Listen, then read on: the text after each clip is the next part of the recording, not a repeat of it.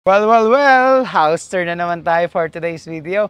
Ito naman is not rented by the person. So ito is accommodation house tour na gagawin natin ngayon sa isang medyo malaking company. At puntahan natin kung ano ba yung itsura na accommodation pagbigay ng company. So let's go! So guys, eto si Kuya Jordan!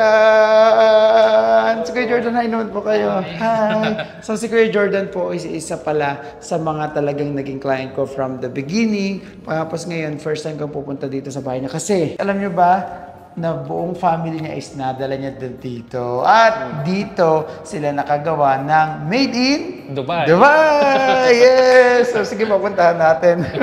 So, kamusta pa si baby? Okay lang po. Dito. So, eto. So, by the way po, bago tayo pumasok sa loob, ito po is kayo lang po. Tatlo kami.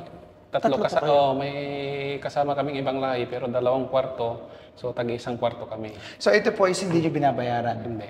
Kasi ito ay company, mashallah. So, tingnan natin. Ang pinagkaiba ng libre ng company at ng mga taong naninirahan sa sagigilid. Ay, katulad namin. Okay, so let's go. Hustler tayo ni Kuya. Ito po. Wow. Ito po yung namin accommodation. So, 2 lang kami. Consider 3 na kasi may isang ibang lahi doon sa kwarto na yon. Tapos dito kami na mag-asawa Na kasama family. si baby. So, ito po yung pinakasala nyo. Opo, ito po. Yung walang kaayos-ayos. Pasensya na. So guys, ganito, kung tayo sa Dera, ang ginawa natin, bed space na natin ito. Oo, bed space na nga. Kasi ang laki, pero sila, pag accommodation, isang buong flat, pag may kasama lang sila, 2 room, sila, family sa isang room. Pero dito, tinan nyo, ginawa nilang sampayan. Hindi nila kailangan magsampay sa labas kasi dito pa lang sa loob, okay na. Okay na. Tapos dito po, tingin kami nang galing po sa Pilipinas. Opo, si Mrs. Di ba yung sinabi ko sa inyo, namatay si father? Opo. Yung nagpasalubong Umuwi siya. So may mga tuyo. Isa sa mga sinyales na may galing sa Pilipinas, so may mga tuyo. Tuyo. Okay? So, di ba po may kasama kayo ibang lahi? Opo. Hindi sila nagagalit pag nagluluto kayo ng tuyo? Hindi naman. Hindi naman. Kasi Pero nagluluto ako, pero pinapaalam ko sa kanya. So sabi niya, okay lang naman. Pero nababahuan siya? Oo. Nababawan yun talaga. Guys, I just have an experience kasi dati tumira ako sa isang bahay, nagluto kami ng tuyo. Pagkatapos, isang buong flat, lumabas talaga sila lahat. Kasi ang baho daw, tinawag pa nila yung business owner. Ang weird, nasa kwarto na yun, pero exhaust fan kasi kung makita nyo yung mga aircon dito, minsan, pumapasok dyan, pumapasok sa mga kwarto. So, kaya bumabaho. At, gusto ko to. Okay lang po tingnan natin itong labas. Okay lang. Kasi tingnan nyo, nakaka-relax naman dito. Kasi tingnan mo, may mga halaman. Imagine guys, nasa desierto tayo pero ang daming halaman, puno, may mga ibon, ang daming ibon na maririnig ka. Pagkatapos, ayan, may mga langaw. Ay, ano to? May bubuyog. Di ba? So, ang cool naman po pala ng tinitiran nyo. Tapos, as in, libre. Libre. Alang binabayaran kuryente, ilaw. Company na mismo nagbabayad. Lahat, ilaw, kuryente, gas. Pagkain nyo po? Pagkain kami nang nagpo-provide. So, monthly kaming nag-grocery. Dito? Dito. So, ito, may nakita ko. Kasi ganito, I think pag may bisita sila. Totoo po? Diyan na matutulog. Diyan na natutulog sa dito sa labas. Di ba? Tapos, sino ba nag-bike? Ako. Ay, kayo papapasok? Minsan. Ay, dito lang siya malapit. Ilang Malapit minutes lang po papasok? Mga kwan lang. 10 to 15 minutes bicycle. Pero meron po kayong permit? Dito? Wala. Lagot yan. Guys, alam nyo dito sa Dubai, kahit e-bike, kahit bike, kailangan ng permit. At kailangan lagi suot ang... Yung reflector. Helmet. Yung helmet kasi pag wala, nakaraan, ang dami dun sa Murakabat Police Station, pinagkukuha yung mga bike and mga e-bike. Kaya kayo ingat kayo sa pagdadrive. Saglit lang naman eh. Saglit lang. 5 to 10 minutes. Ayan na, kaya ito na kay baby.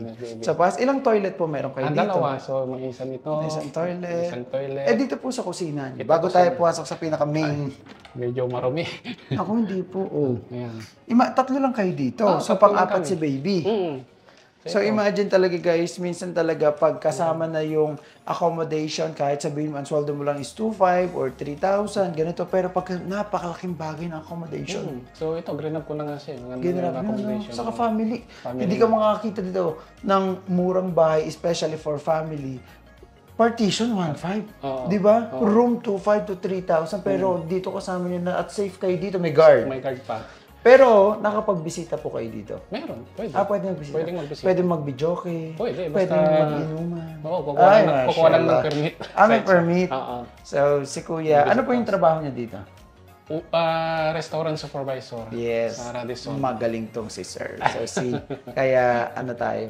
Eto, so sharing din po kayo or hindi kayo sharing Hindi kami dito? sharing. Ito, kanya-kanya. Alam mo na, ibang lahi, gusto niya hiwalay. So, Wala. Kasi siya kumakain ng pork, kayo hindi. Ay, siya ang hindi kumakain ng pork.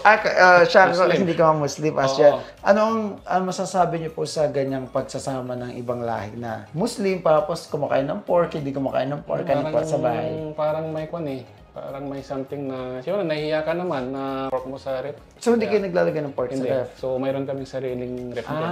Ref. So kahit ilang gamit ang dali niyo dito, walang bayad? Walang bayad. Mashallah. So kahit ano, mag-charge na kayo dito kung gusto niyo. So eto naman yung ref nila na walang pork. Oo, yan. Ayan. Yan yung sa kanya. So talaga pong nilalagay natin yung bread po sa... Hindi, sa kanya yun.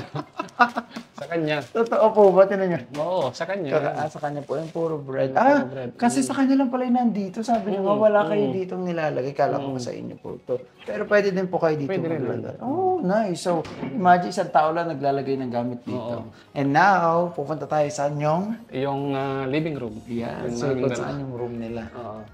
Ayan. So, dito po ang isa. Dito yung sa kanya. Kwarto, CR din po to? Hindi, yun po yung CR. Tapos ito yung May kwarto. CR, may kwarto. So, mag-isa lang po siya. Mag-isa lang siya. Okay itong accommodation nila, ha? So, ngayon pupunta tayo dito sa kanilang room kung saan asawa niya, nakakauwi lang at yung anak niya na ilang taon pa? 2 months. 2 months old. So, let's go. Tara. Okay lang po sa pasok ng Sige lang po. Jocelyn. Wow! Hello po! So guys, eto po si Miss Jocelyn. Nakakatawa. Ay, anak ko yata ito. Ay, ang cute-cute naman. So, kamusta naman po yung may baby dito sa United Arab Emirates? Ako, sobrang saya. At the same time, mahirap. Kailangan nating i-sacrifice lahat. Oh, ilang years niyo po ginawa to? Ilang years. Kasi di ba po napagkwentuhan natin na hindi, ano? Mga siguro 1 year yata yun. 1 year. So, okay din po pala. So, kamusta po yan? So, syempre nandito si baby, tapos kayong dalawang mag-asawa, nag-work. Paano yun? Sino may iwan kay baby? Palitan. Morning shift siya. Ako, afternoon. So, ngayon, papalis na ako maya-maya ng kaunti. So, yeah, every kwan lang. Parang... Pero parang ang hirap nun. Mahirap talaga, pero kailangan... Kasi palitan eh, no? Oo. Parang, okay, sige. So, eto lang time na to magkikita kayo ni Ito lang. Mrs. Ilang oras lang po kayo nagkikita? 1 hour. 1 hour? Oh my God! Tapos, Talaga ano po? mamayang madaling araw, siya naman yung alis ng alas 5. So, ako naman yung darating ng 1 o'clock ng madaling araw. So, paano yung tulog nyo? ay, mahirap, pero kailangan eh. Ganun talaga. May kamor ka pa dati ang ginagawa pag pumasok sila mag-asawa, yung bata iniiwanan sa bahay, kasama yung aso, pagkapos nilalak nila. Pero may CCTV lang, pero hirap. Pero 7 years old, 8 years old naman, pero mahirap pa rin yun.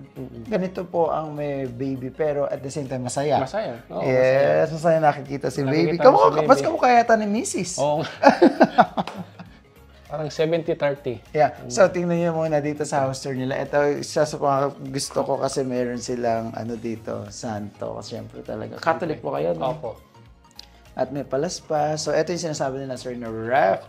Pero grabe, walang binabayaran pagkatapos ang laki-laki ng room. Ang pinakagusto ko sa ganitong room is talagang mayroong bintana. Ang hirap kasi pag walang bintana po, especially pag mag-isa ka na nga, tapos wala ka pang bintana, ang lungkot. No? Tapos may TV. Buti pinayagan po kayo ng company na magkasama kayo sa work. Pag isang company, kayong work, tapos mag-asawa po kayo. Opo. Kasi nagkataon lang po yun eh. Kasi sabi nila, first time na nangyari to na yun nga, may mag-asawang same na hire. O yun nga, talagang blessed. Blessed talaga ni Lord. Wow. Blessed. So siguro maganda talaga yung record. Ilang years na po kayo nag-work dyan? Mag-isang taon pa lang ako dito sa Mag-isang company. taon pa lang? Oo. Seryoso po? Oo, kung naalala mo sa Dusit dati doon, halos 5 years ako doon. Maganda rin kaso medyo... So pero same company po ba to? Hindi. Same company ng Radisson?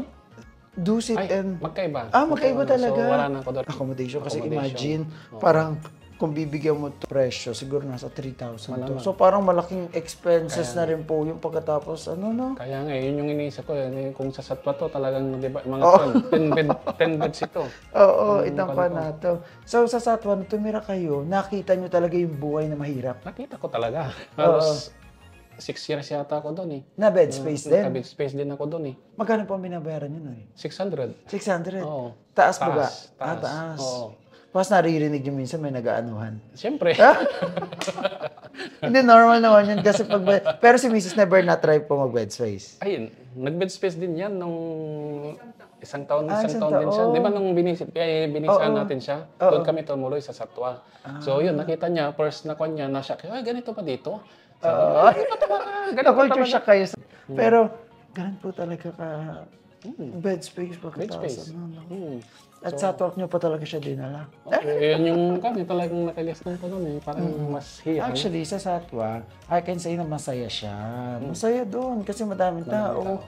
As long as wala kang kaaway, as long as basta sanay ka sa madaming tao. Okay. Ako, kaya ko di mabuhay sa Satwa. Kasi yung bed spaces, as long as yung mga kasama mo sa bed spaces mo mabait, masiyahin, hindi yung nagbukas ka lang ng ilaw, magagalit na agad. Yung mga ganun po. Pero dito, tingnan nyo. Dito, solo na. May peace of mind. At saka dito, for sure, makakaroon kayo ng second baby. Sana nga. Hindi kasi kung dito makapag-perform po kayo ng ayos. Hindi. Kasi tinan nyo yung bed niya. Tinan nyo yung bed nila dito. Si baby, ayan. Tinan nyo naman yung bed nila. Guys, I think, hindi lang to queen. King. Parang king size. King size. Mas malaki ang queen? Queen size? Napakalaki niya. Kahit siguro, makagawa pa sila ng 3 baby. Kasya pa. So, ito yung buhay ng mga taong may family dito. So, ito, mag-aaral susunod si baby. Madami magiging pero kaya titingnan natin yung buhay nila sir sa mga susunod na araw. Dito po tayo. Kasi alam niyo ba guys, yung iba na dito pinag-aaral ng elementary, high school, pero pag-college, sinasend nila sa Pilipinas. Pero what's your long-term plan po with baby? Siguro mga after 2 years. Uwi siya. Tapos pag medyo mapaso na naman yung visa niya, kukunin na naman dito. Pero, sino po mag-aalaga sa Pinas? Mga magulang namin. Ganun naman po talaga kasi medyo mahirap din dito lang. Or else, kukuha kayo ng katulong. Medyo mahirap din naman sayang ng din. katulong. Sayang din. Pero at least 1 to 2 years kasama nyo. Kasama namin. Pag uwi, hindi na kayo kilala. Joke. Hindi naman. Normal OFW, hindi. As long as kausan nyo lagi yung anak nyo. Hindi kasi di ba ganun yung mga napapanood natin sa TV. Parang, okay, hindi, sacrifice talaga kasi magtatrabaho dito, uuwi doon, mag-aaral, so laking lola, ganyan. Pero sana maging naman si baby kasi guys, napakababait ng magulang ni baby. Ito sila Sir Jordan at si Madam. Yes! Kasi kilala ko, tagal ko na silang kasama guys. Matagal na. At ito, sige, let's go back to house tour. Ayan na si baby. May mga, dito lang po kayo nagsasampay, hindi kayo nagsasampay sa labas? Sa labas po yung pag bagong labas, sa labas. Pag medyo tuyo na, pinapasok na namin.